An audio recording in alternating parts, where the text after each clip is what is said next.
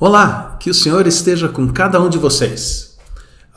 Se você for como eu, você gosta de piada. E piada é algo muito legal, especialmente quando é uma história curta e que leva a pessoa a pensar que você está indo numa direção e de repente você muda a direção, aproveitando palavras que têm duplo sentido e dali vem toda a graça daquela história.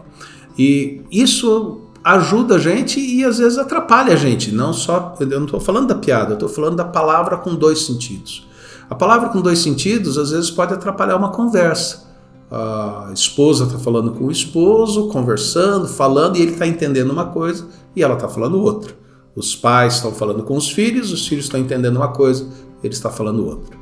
Por isso é muito importante você observar o contexto em que as palavras vão aparecendo, seja na conversa, seja numa leitura. E é sobre um contexto que eu acho que às vezes a gente entende de forma diferente, que eu gostaria de conversar com vocês hoje, pensando no oba, o Senhor está comigo. E como que funciona esse oba, o Senhor que está comigo? Ali em Romanos, capítulo 8, versículos 31 e 32.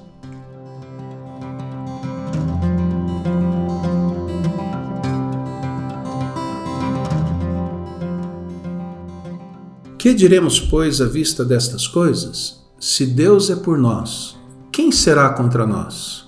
Aquele que não poupou o seu próprio filho, antes por todos nós o entregou, porventura não nos dará graciosamente com ele todas as coisas? Oba! O Senhor está conosco! O Senhor está conosco e veja que maravilha! Ele vai nos dar todas as coisas graciosamente. Logo, é uma questão de eu acreditar ou não nesse texto. Se eu tiver fé, eu peço as coisas e todas as coisas o Senhor me dará graciosamente, porque afinal de contas, a Bíblia diz isso. Aquele que não poupou o seu próprio filho, antes por todos nós o entregou, não nos dará graciosamente com ele todas as coisas? E veja a pergunta que vem antes. Se o Senhor é por nós, quem será contra nós? Somos invencíveis, o Senhor está conosco. Oba! Eu gostaria que você mantivesse essa expectativa do oba. Muito bom. Uau! O Senhor está conosco. E isso é muito importante lembrarmos disso, porque nem sempre a nossa vida passará por momentos fáceis. Por sinal, a sociedade e o mundo têm passado por momentos muito difíceis. E aqueles de nós que não estamos passando diretamente por esse momento, se formos um pouco mais sensíveis, sofremos com aqueles que estão sofrendo. Ainda, há outros de nós que têm um pouco mais um medo presente, pode estar tudo bem, mas só as notícias que têm ouvido da situação do mundo, da pandemia, isso faz com que a pessoa fique muito nervosa, muito medrosa, muito temerosa e entre em alguns estados emocionais perigosos. O texto, eu espero, traga para você pelo menos essa confiança. Oba, o Senhor está comigo. Porém, vamos observar o que o texto diz. O texto diz que o Senhor nos dará graciosamente todas as coisas. Que todas as coisas são essas? Por exemplo, Ele não nos deixará ser infectados por um coronavírus. Ele nos dará todas as coisas, então Ele nos dará uma casa de praia maravilhosa, ou férias extraordinárias no exterior, ou uma família perfeita, ou um salário astronômico. Deus tem que me dar todas as coisas, porque a Bíblia diz que Ele me dá todas as coisas.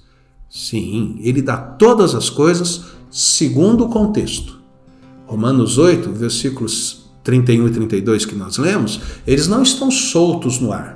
Eles estão dentro do raciocínio que o apóstolo desenvolve nesse capítulo, que ele desenvolve nessa carta. Mas como o nosso tempo é curto, nós ficaremos somente com os versículos que antecedem, que nós vimos há poucos dias. Ali diz que o Senhor está pronto para permitir e nos conceder a graça de termos tudo, experiências, coisas, pessoas, tudo que seja útil para que Cristo seja formado em nós, para que nós estejamos cada vez mais semelhantes à imagem de Jesus Cristo. Ou seja, aquele que não poupou o seu próprio Filho, antes deu para a nossa salvação, ele não para aí.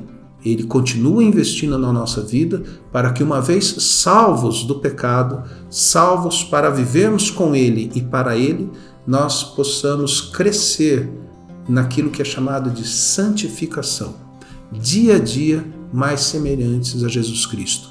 E todas as coisas que nós precisarmos para sermos semelhantes a Jesus Cristo, o Senhor nos dará graciosamente. Uba! O Senhor está conosco. A nossa vida pode ser uma vida agradável a Deus e nós podemos estar crescendo no nosso relacionamento com Ele, nós podemos estar cada vez mais semelhantes a Jesus Cristo. Não porque nós somos bons, não porque nós somos mais espertos, não porque nós somos mais sábios que outras pessoas, mas porque o Senhor está conosco. Isso é que nos garante esse sucesso na vida, a vida que nós chamaríamos vida espiritual, que é uma vida que nós vivemos com Deus, para Deus, e conforme nós vemos no texto, nós a vivemos por Deus. Oba! O Senhor está conosco. Ou seja, se porventura passarmos por situações difíceis, por situações pesadas, por situações angustiantes, o Senhor está conosco e pode nos dar a sabedoria de vivermos e passarmos por essas situações para que elas contribuam a fim de que Cristo seja formado em nós. Nós fiquemos mais semelhantes a Jesus Cristo. Ou, se Ele entender que seja preciso, Ele abrirá algumas portas especiais, tanto de emprego, quanto de salário, quanto de saúde, para que nós sejamos mais semelhantes a Jesus Cristo. A questão, então, que fica para nós hoje é observarmos essa bênção extraordinária que é o Senhor conosco, que nos dá todas as condições para desenvolvermos o nosso ser e perguntarmos para nós mesmos e para Deus: tenho aproveitado a presença de Deus na minha vida e tenho aproveitado as circunstâncias que vivo para ser mais semelhante a Jesus Cristo?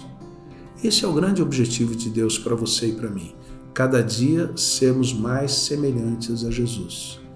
E é possível, e você pode dizer: oba, o Senhor está comigo para eu conseguir isso. Que o Senhor abençoe você, abençoe sua família, para que dia a dia você e eu sejamos cada vez mais parecidos com Jesus.